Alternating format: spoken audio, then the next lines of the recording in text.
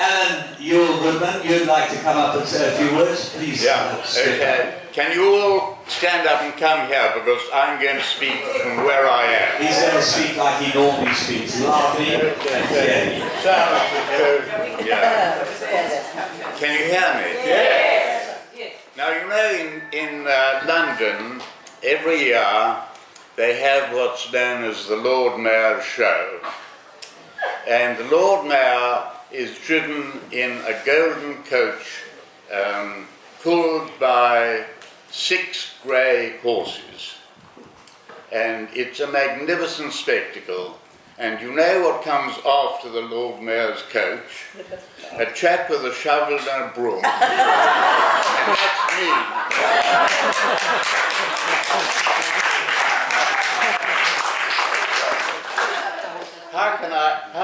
I mean, the Rattrays, there was a Rattray, I don't know if they're related, who did the Zulu Wars. Who was it? Yes, they are related. Cousins. A cousin. He was probably the greatest raconteur, and you were spellbound if you went to this wonderful game farm of his, and he related the whole of the Boer Wars. Well, I must tell you, he's a beginner when you talk about storytelling compared to his cousin, Chris.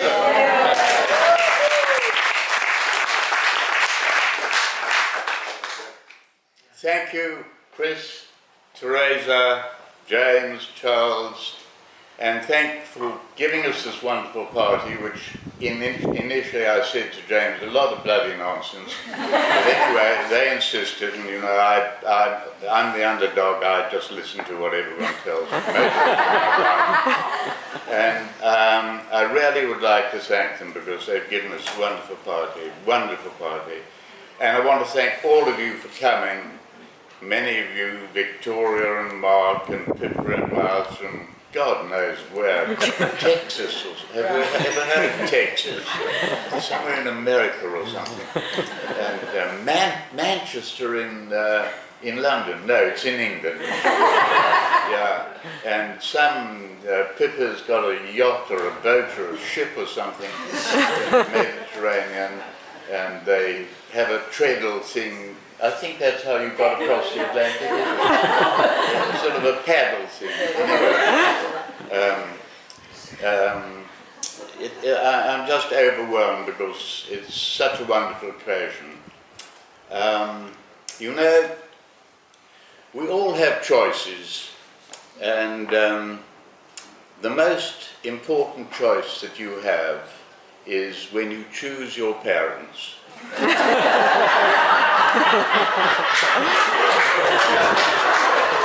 And let me tell you, Derek and I chose a beautiful mother and an heiress, and a good-looking, fine horseman for a father. And my father brought us up to play polo. He got the bug in 1923 when we were born. Had to have something to take his mind away from us and his twins. He said to my mother, throw one of them into the river. I'm glad he did. He didn't, because I'd have been the one in the river. My mother brought us up to listen to classical music and read literature, the bloody Russians, Dostoevsky, Tolstoy, Turgenev, all those bloody people. So we had a reasonably balanced upbringing. My mother also was a health fanatic. We were brought up on orange juice and carrots. And that accounts for the magnificent physiques that you see in front of you.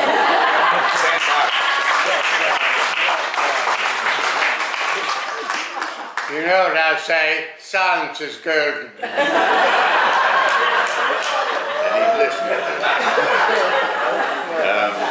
The second most important choice you have is the choice of your partner in life. And we chose women. In those days you didn't think of men, you know.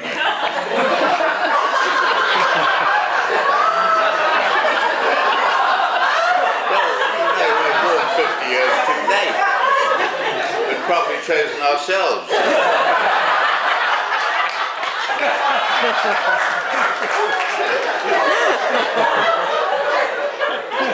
Anyway, Derek was fortunate enough to be married for 50 years to Anne, she's somewhere around here, who produced two gorgeous daughters.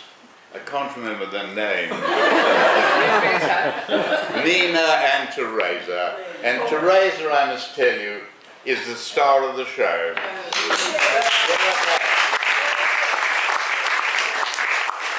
And then poor Annie had the next 40 years. In spite of it all, she looks gorgeous. My first wife was a very, very exceptional and determined person. And I went to a United Party fete. I was still in uniform, 1945, and she was 15. And the story she tells me is that she took one look at me in my splendid uniform and thought, that's for me. And what Jorna wanted, she got. And she produced 6 wonderful, wonderful children who I love and adore. Most of them are here tonight. I love them dearly, and I'll forgive them all my sins. And after that, unfortunately, she decided enough was enough, and she died. And a couple of years later, poor Lynn got the short straw. Anyway, Lynn and I have had a wonderful time together, and I know it's been done, but I want you all to drink a toast to our wonderful wives. Without whom, we're even worse than we are. To Lynn and Hannah.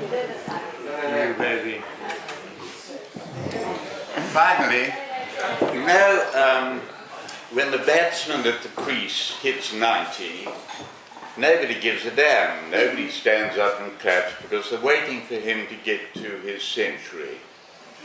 And so with Derek and me, we're only 90. In 10 years we'll celebrate our century. And I hope that all dancing down.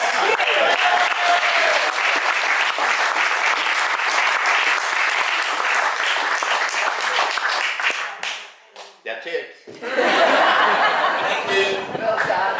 Wonderful. And without any further ado, as what happens at all wonderful parties, you have probably the best live entertainment you can ever get.